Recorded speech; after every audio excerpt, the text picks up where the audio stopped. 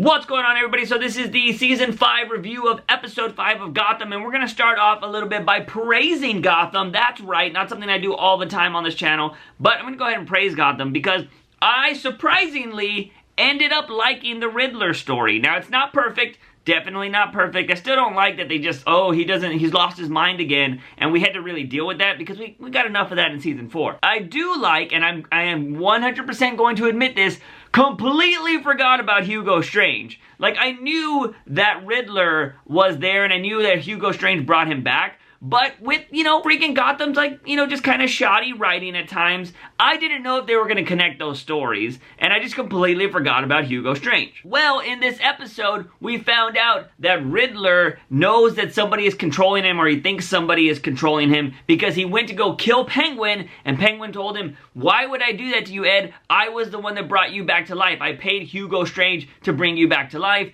and during that process, maybe he did something to you." Side note, the whole Penguin Riddler thing was really cool because, they're friends, but they're enemies. They're frenemies. You know what I mean? Like, it's just really cool to see them together. They were some of the best parts of Gotham. It sucks that they haven't really been on the same side in these last two seasons, but it was cool to get that kind of friendship together again, and just that, like, hey, if we're gonna kill each other, let's kill each other eye to eye. Thought that was a pretty cool scene. But back to the whole Hugo Strange thing. So Riddler finds out that Hugo Strange is done something to him. He tracks him down, and then he finds out that he has a chip in his brain. He's like, freaking get it out of me, or tell me who's controlling you, blah, blah, blah. Hugo Strange tricks him, literally cuts open his freaking brain. Now that was kind of cheesy, that he was able just to staple his brain back together, and then he's just perfect. There's no scars, his hair's perfect, everything like that, and he's all like, whoa, what'd you do to me? I have a headache. Kind of cheesy, but hey, we know that in Season 5, things have to go really, really fast. But I do want to say that I thought it was pretty cool that somebody was actually controlling Nigma to do all of these things, to go after Penguin, to, blow up the house and kill all of these kids and women and people. And yeah, so I thought that was a really cool storyline, so applaud to freaking Gotham for turning around a really solid storyline. The only thing that I thought sucked about this whole thing was that the whole Bane character, freaking Eduardo, showed his hand that quickly. Like, I thought he was gonna come in for a couple of episodes, help out Jim, clean up the city, but he just showed up, freaking saved Jim's life. They were friends for half of the episode. Jim literally saves his life from Riddler, who had a cool little setup that he set up, a freaking landmine, and he was like, oh man, I'm gonna die. And then James was like, nah man, the Riddler always wants you to solve a puzzle. He solves that freaking chess puzzle, saves the dude's life, whatever, they're still friends. They set up this whole thing to go get Penguin, they capture Penguin. Penguin's all like, yo man, I got some information for you, just let me go, and and then freaking Penguin gets away, and then we go, and it ends up in this whole Hugo Strange area. Everything comes back to Hugo Strange. Well, at the end of the episode, it is revealed that freaking Eduardo is the one controlling Riddler,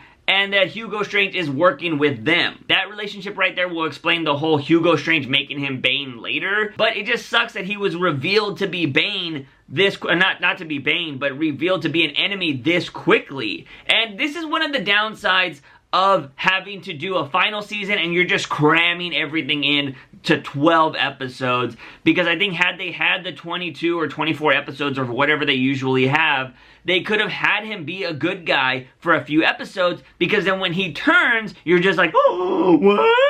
But one of my biggest gripes this season is everything is just happening like this, and I understand it, I 100% get it, but it's just, I feel like it takes away from the dramatics, and everything isn't just as, like, shock and awe, No pun intended, since that was their game plan in this show, but you know what I mean? So, yeah, I just think that kind of sucks that he was just automatically a bad guy by the end of this episode, and then he, James escapes like he always does, and then he sends Riddler to go find Gordon. That kind of sucked, but, that stuff's just gonna happen. But I will say one thing that was kind of annoying, or I didn't really like, it wasn't for my taste, was some randoms just getting Riddler, and, they're the ones that shock his memory. I think they could have got somebody a little bit more important or a little bit more villainous to shock his memory, but they just got some random, like, honky-tonk people because, Riddler killed their dog.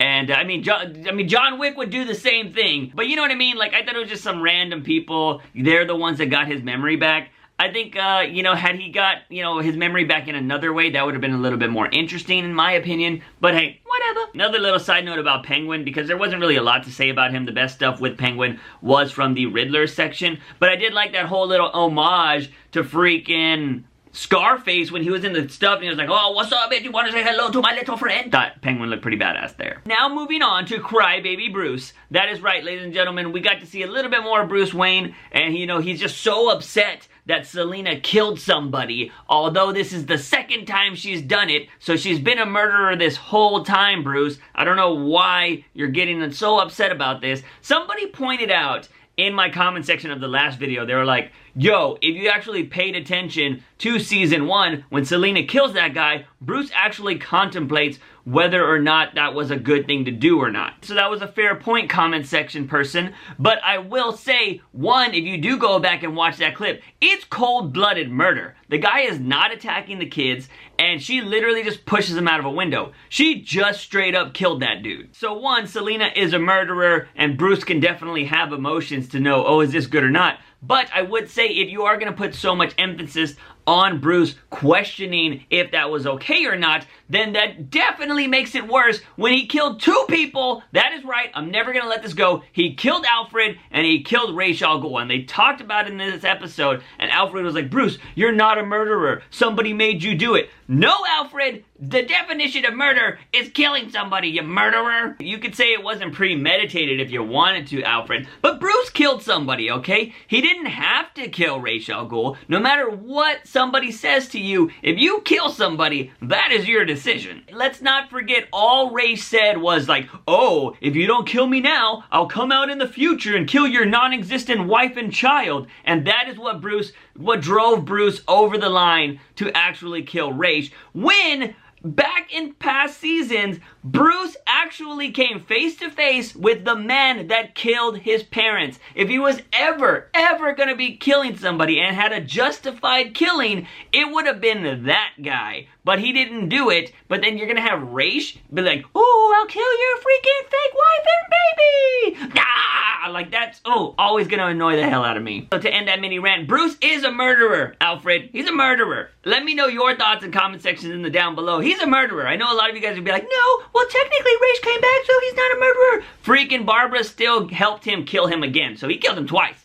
He killed him twice. I will say I did love the conversation between Selina and Bruce, where Bruce was just trying to say, like, you know, this isn't you, this blah, blah, blah, like, you know, we're the same or whatever.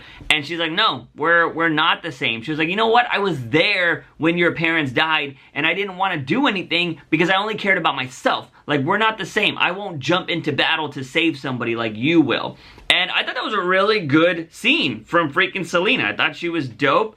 And I thought, you know, she was, it kind of scared me because she was taking shots like crazy. I was like, oh my god, please don't make her like drunk frat boy Bruce, because that'll be really annoying. But I love that little speech from her, just telling Bruce, like, we're not the same, man. Like, get over it. Like, I'm not going to be your best friend, anything like that. I'm always going to save myself. I'm always going to do things for me, whereas you're going to try to do everything for everybody else. I thought that was really dope. And it just kind of could be, you know, make a divide between them. Because you know in the future that they're still going to become Catwoman and Batman. And those two characters, even in the comics right now, are still not together. They love each other, all that jazz, but they're still not married or anything like that. So, damn you, Tom King. That's the Batman writer that didn't get them married. But anyways, so yeah, so I really like that interaction between them. Later on in the episode, we saw that Bruce went to talk to Bullock, and he was kind of about to start crying because he didn't know if people could still be good and all of that jazz. And then Bullock gave him a speech, and he was all like, thank you, Bullock, I'm gonna go be Batman now. And then the episode ended like we all thought it was going to, with Jeremiah opening his eyes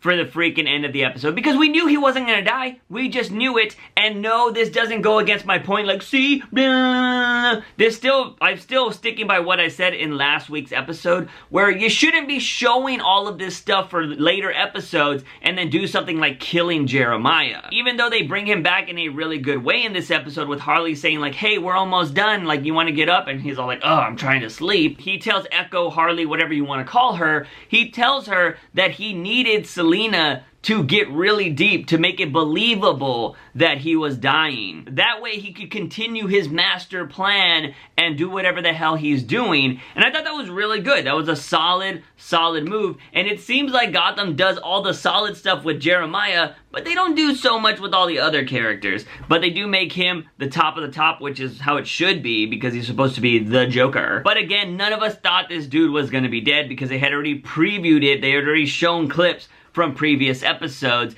And yeah, so I think the next episode's probably going to be some filler, which is going to kind of suck, because it feels like every time they do something awesome with Jeremiah or Jerome or anybody in all these seasons, they always just freaking had a filler episode and then brought him back. So I'm kind of hoping that we don't have to sit through a cheap episode in 2 weeks. Apparently, I don't think there's an episode next week. That's what the trailer said for the following episode. Either way, we saw that the tunnel doesn't lead to freaking across the city or anything like that. It leads to somewhere else where there's a doctor that has made pretty much 2 copies of Martha and Thomas Wayne, in case you guys didn't pick up on that. So I mentioned this in a previous video, that it could be the copies, or it could be Gordon and Lee Tompkins as Martha and Thomas Wayne, because, you know, Bruce loves both of them. But this looks like it is going to be a replica of both of his parents, and Jeremiah is actually going to just try to get through Bruce's soul and come after the people that he loves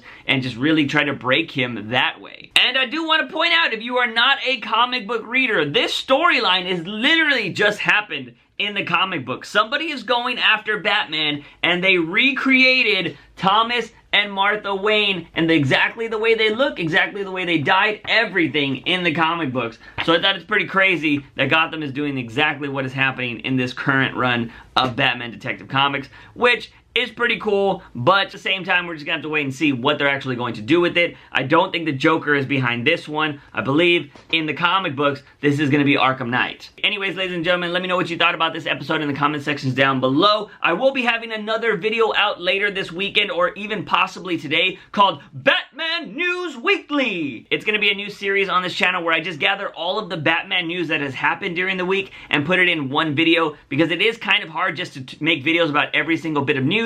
So I will be posting that either later today or tomorrow, so be on the lookout for that. Turn on those freaking notifications and hit that subscribe button so you don't miss any bat-tastic content on this channel. Also, don't forget to watch the previous content right here, because why wouldn't you want to do that? That is all I got for you, ladies and gentlemen. I am Juice Wayne, and as always, Batman is awesome. See you guys next time. Bye!